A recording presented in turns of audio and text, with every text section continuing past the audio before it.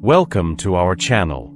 Today we dive deep into one of the most iconic and mysterious stories ever told, the story of Noah's Arkansas. For thousands of years, this story has captured the imagination of people across the globe. But how much of it is true? Was there really a giant boat that saved all animals from a world-ending flood? Or is this tale a symbolic story passed through generations? Let's explore the truth behind the story of Noah's Ark in detail, examining the evidence, the theories, and the deeper meaning behind this ancient tale. The story of Noah's Ark comes from the book of Genesis in the Bible. According to the account, God saw that the world had become corrupt, filled with violence, sin, and disobedience. To cleanse the earth, He decided to send a massive flood that would destroy every living thing.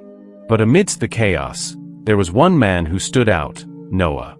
Described as righteous, blameless, and obedient, Noah was chosen by God to survive the coming catastrophe. God instructed Noah to build a large ark, a massive boat constructed out of gopher wood. He was given specific dimensions: 300 cubits long, 50 cubits wide, and 30 cubits high. God also commanded Noah to bring his wife, his 3 sons, Shem, Ham, and Japheth, and their wives onto the ark. In addition, he was to gather 2 of every kind of animal, male and female, so that life could be preserved. According to the Bible, once the ark was built and all the creatures were safely aboard, God caused it to rain for 40 days and 40 nights. The floodwaters rose, covering even the tallest mountains. Every living thing outside the ark perished. Eventually, after the rain stopped and the waters began to recede, the ark came to rest on the mountains of Ararat. After a series of tests using birds to check for dry land, Noah and his family finally stepped out of the ark to begin life anew. God then made a covenant with Noah, symbolized by a rainbow, promising never to destroy the earth by flood again. This story is deeply rooted in the religious traditions of Christianity, Judaism, and Islam.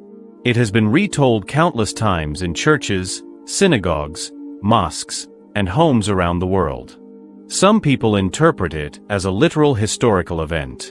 Others see it as an allegory, rich in symbolism and spiritual truth. For many, the story of Noah represents obedience, divine justice, renewal, and the enduring hope that follows great trials. But how does this story hold up under historical and archaeological scrutiny? Despite extensive exploration and research, there is no universally accepted archaeological evidence proving the existence of Noah's Ark or a global flood that covered the entire Earth. That has not stopped individuals and groups from searching for it, especially in the region of Mount Ararat in modern-day Turkey, which the Bible names as the resting place of the Ark. In the late 20th century, reports emerged of wooden remains found beneath snow and ice on Mount Ararat. Some explorers and researchers claimed these were remnants of Noah's Arkansas. Satellite imagery showing boat-like formations in the area also stirred excitement. Expeditions were launched, documentaries were made, and media outlets covered these developments. To believers, these discoveries seemed to affirm their faith. To skeptics, they were just another in a long line of questionable claims. The scientific community has generally remained skeptical. Experts in geology, archaeology, and climatology argue that the supposed evidence is inconclusive. For instance, wood found in those regions could be from ancient human settlements or natural formations. Additionally, wood decays over time, and it's highly unlikely for a wooden structure exposed to the elements to survive thousands of years. From a geological perspective, the idea of a global flood covering every mountain and destroying all life is inconsistent with what we know about Earth's history. The rock layers that we see today, filled with fossils and geological features, tell a story of a planet shaped over billions of years. They show evidence of many local and regional floods caused by melting glaciers, tectonic activity, and changing climates, but not a single worldwide flood that happened at one time. A real event that could have inspired the Noah story is the flooding of the Black Sea.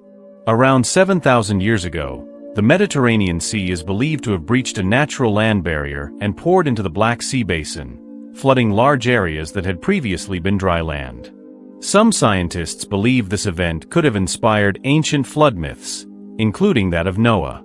In mountainous regions, marine fossils have been found, leading some to argue that these are evidence of a global flood. However, scientists explain that due to plate tectonics, ancient seabeds have been pushed upwards over millions of years, forming mountains. This accounts for the presence of sea life fossils at high altitudes without requiring a global flood. Another important aspect to consider is the logistics of the ark itself. According to the biblical account, Noah was to bring 2 of every kind of animal. Today, we know there are millions of species on Earth. Even if we limit that number to just the land animals that could not survive in water, the number is still immense. How could all these creatures be gathered, housed, fed, and cared for inside a single vessel? Moreover, many animals have very specific diets, climates, and behaviors. Reptiles, birds, mammals, insects, all have unique needs. The challenge of maintaining biodiversity, preventing disease, and storing enough food and fresh water would be overwhelming. While some have attempted to create models or estimates showing how it could work, most scientists agree that the practicality of such an endeavor is doubtful. Interestingly, the story of a great flood is not unique to the Bible. Many ancient cultures have similar stories. In the Epic of Gilgamesh, which predates the Bible by centuries, we read about Utnapishtim, a man who is warned by the gods about a great flood. He builds a boat, loads it with animals, survives the deluge, and releases birds to find dry land. The parallels to Noah's Ark are striking. Similar flood myths exist in cultures around the world, in ancient China, India, Greece, and among Native American tribes. This widespread presence of flood narratives suggests that such stories may have originated from real but localized disasters that deeply affected the communities involved. These experiences were passed down through oral traditions, eventually becoming woven into religious and mythological texts.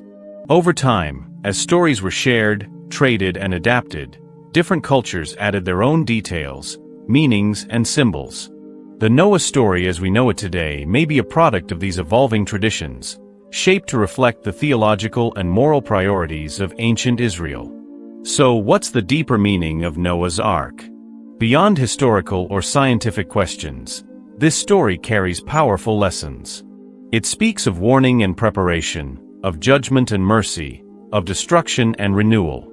It shows the importance of faith in the face of disbelief and the possibility of starting anew after catastrophe. The rainbow at the end of the story is a powerful symbol. It represents a promise, a covenant, between God and humanity. It reminds us that even after the worst storms, hope remains. That message, perhaps, is why this story continues to resonate with people of all ages and backgrounds.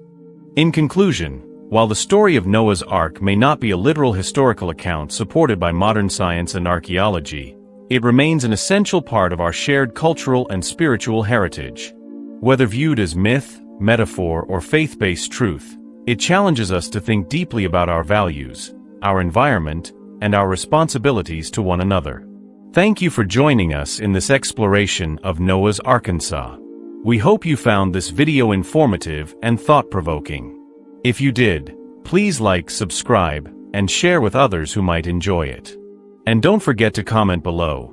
Do you think the story of Noah's Ark really happened, or is it a powerful allegory meant to teach us timeless lessons?